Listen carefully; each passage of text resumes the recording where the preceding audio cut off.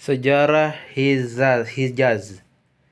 Hijaz termasuk ibu kota negeri Arab. Dibanding ibu kota lainnya, Hijaz memiliki kelebihan. Hijaz selalu merdeka, walaupun pasukan Habasyah dan Persia pernah menginjakkan kaki di negeri Yaman, atau pasukan Persia dan Romawi juga pernah menjajah sampai ke Harat dan Ghassan.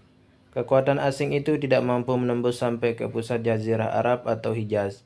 Barangkali hal itu disebabkan posisi Hijaz di Jazirah Arab dan karena kegigihan seluruh bangsa Arab untuk mempertahankan kemerdekaan negeri yang suci ini. Di samping itu, Hijaz bukan negeri yang kaya sehingga tidak menjadi impian bagi orang-orang untuk tinggal.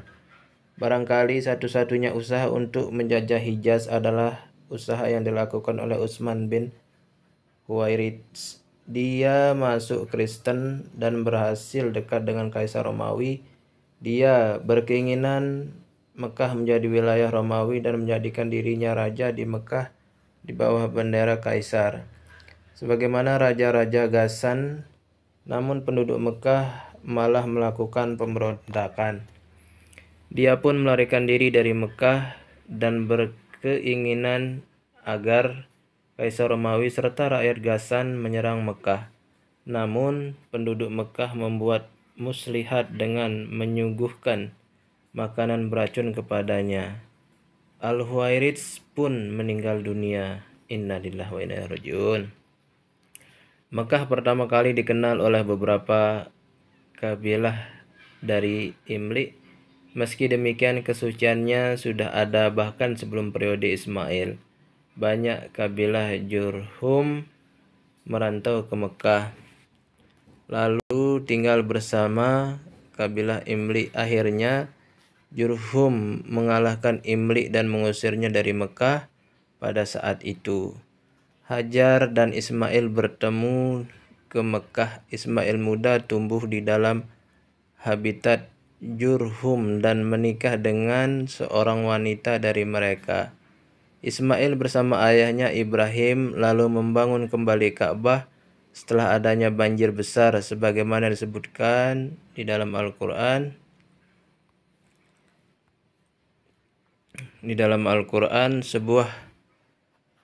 Sebuah pemerintahan terbentuk di Mekah untuk melindungi dan menjaga jamaah haji serta mengurus kepentingan mereka. Jurhum menguasai urusan politik, sementara Ismail menguasai urusan agama dan Ka'bah. Hal tersebut seperti menjadi dasar bagi tugas-tugas periode berikutnya yang berkaitan dengan Ka'bah. Jurhum menguasai urusan air minum, bendera Ka'bah, dan kepemimpinan, sementara Ismail dan anak cucunya menguasai urusan juru pintu Ka'bah. Seperti inilah situsnya, sahabat-sahabat. Kalian bisa lihat situs purbakala di Arab Saudi di sebelah kanan ini. Dan inilah zaman dulu, sahabat-sahabatku semuanya. Seperti ini, guys. Dan di sini kalian juga bisa lihat peta Asia, Samudra Hindia, peta dunia saat misi kenabian atau awal abad ke-7 ini, guys. Nah, kita masuk ke tahun gajah. Setelah runtuhnya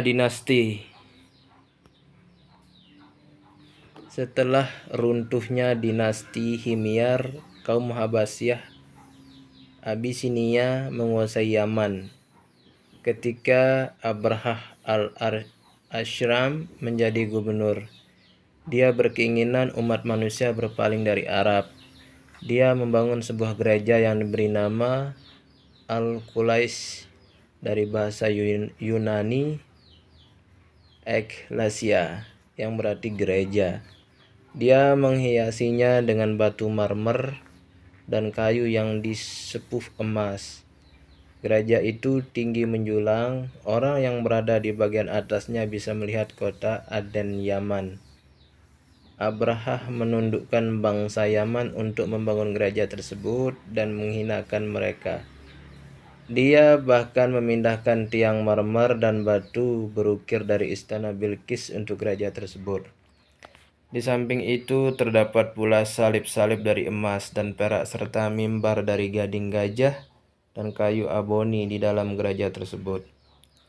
Abraha lalu menyerukan umat manusia berhaji ke gerejanya. Hal itu membuat marah bangsa Arab. Seorang lelaki dari Bani Malik bin Kinanah lalu mempermainkan perabotan gereja tersebut semaunya.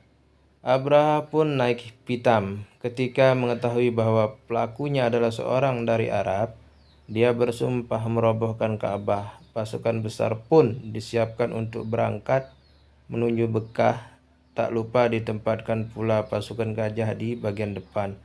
Namun sebagaimana disebutkan di dalam Al-Quran, dalam surat Al-Fil 105 ayat 1-5, niat mereka ternyata sia-sia. Apakah kamu tidak memperhatikan bagaimana Tuhanmu telah bertindak terhadap tentara bergajah? Bukankah dia telah menjadikan tipu daya mereka untuk menghancurkan Ka'bah? Itu sia-sia. Dan dia mengirimkan kepada mereka burung yang berbondong-bondong yang melempari mereka dengan batu berasal dari tanah yang terbakar. Lalu dia menjadikan mereka seperti daun-daun yang dimakan ulat. Peristiwa tersebut tentu saja sangat penting bagi bangsa Arab, bahkan mereka menjadikannya sebagai patokan sejarah. Di tahun inilah yang dikenal sebagai tahun gajah. Rasulullah Shallallahu Alaihi Wasallam Muhammad lahir dari sini. Terlihat bahwa Mekah memiliki kedudukannya yang istimewa. Di dalam Al-Quran, Mekah disebut sebagai Ummul Qura, pusat kota. Di samping Mekah ada banyak kota lain Hijaz dan yang juga penting yaitu Taif dan Yasrib. Jika Masjidil Haram membuat orang menetap dan tinggal di Mekah. Air berlimpah dan kesuburan tanah membuat orang mau tinggal di Yasrib dan Taif. Di sana mereka bisa bercocok tanam. Seperti inilah sahabat-sahabatku situasi Ka'bah kini. Jamaah haji yang berkumpul di sini setiap tahun berjumlah sekitar 2 jutaan sahabat-sahabatku semuanya. Nabi Muhammad SAW, nasab Nabi Muhammad Ismail bin Adnan bin Ma'ad bin Nizar bin Mudor bin Ilyas bin Mudriqah bin Khuzaimah bin Kinanah bin Nadir bin Malik bin Fihr bin Ghalib bin Lu'ay bin Ka'ab bin Murrah bin Kilab bin Qusay. Nah, sahabat bisa lihat di sini. Sini sahabat-sahabatku.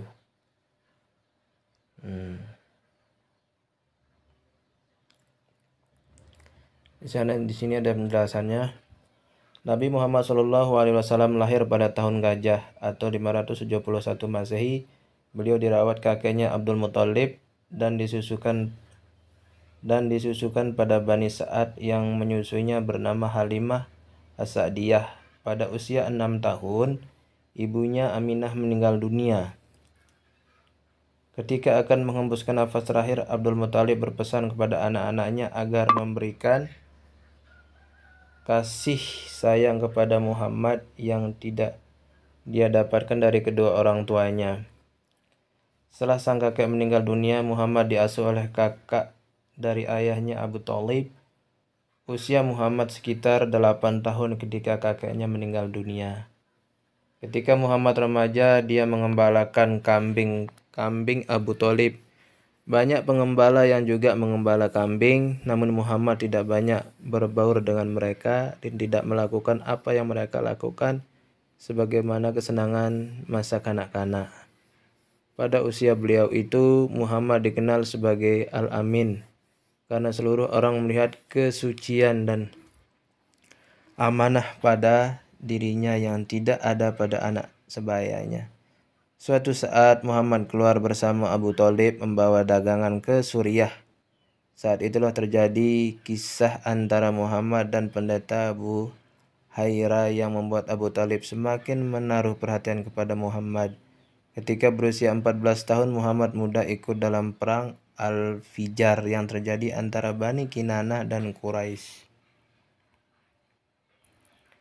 Di satu pihak dan kabilah Hawazin, di pihak lain Rasulullah SAW berkata soal perang Fijar, "Aku dulu mengikutinya bersama dengan paman-pamanku dan ikut melemparkan panah dalam perang itu. Aku tidak suka kalau tidak suka ikut melaksanakan."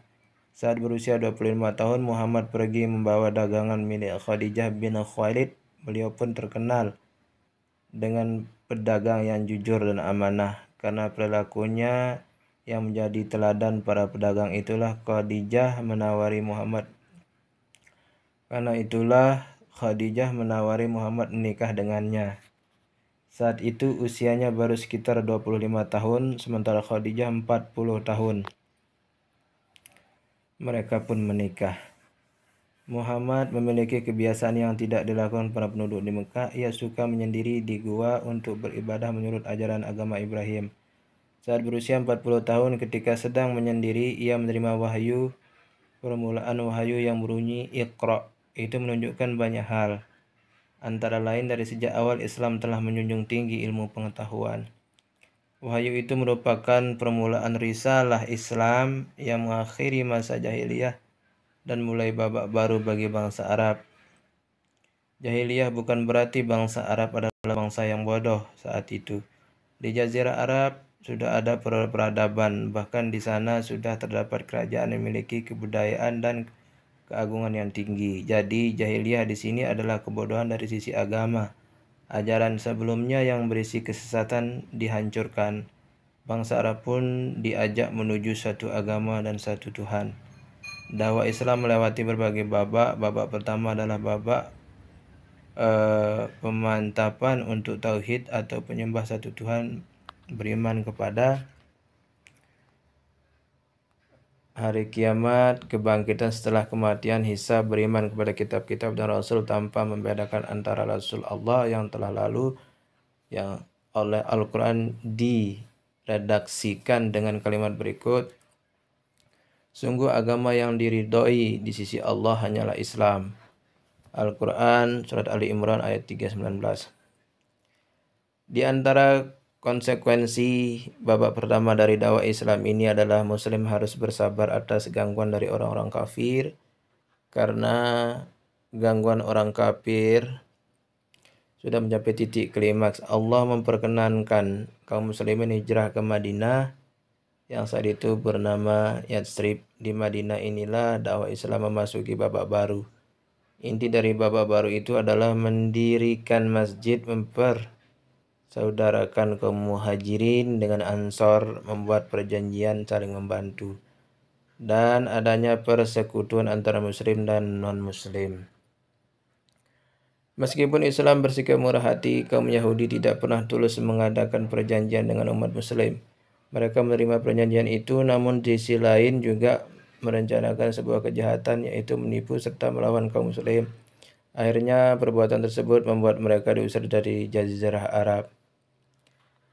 Di Madinah, Islam membuat fondasi pemerintahan untuk pertama kali. Hal ini yang akhirnya membuat kaum muslimin berhadapan dengan musuh mereka, yaitu suku Quraisy dan lainnya.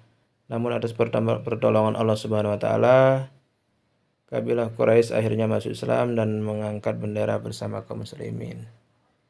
Seperti inilah gambarannya sahabat-sahabatku, tempat kelahiran Rasulullah SAW, dan ini reruntuhan tempat tinggal pendeta Abu Khairah.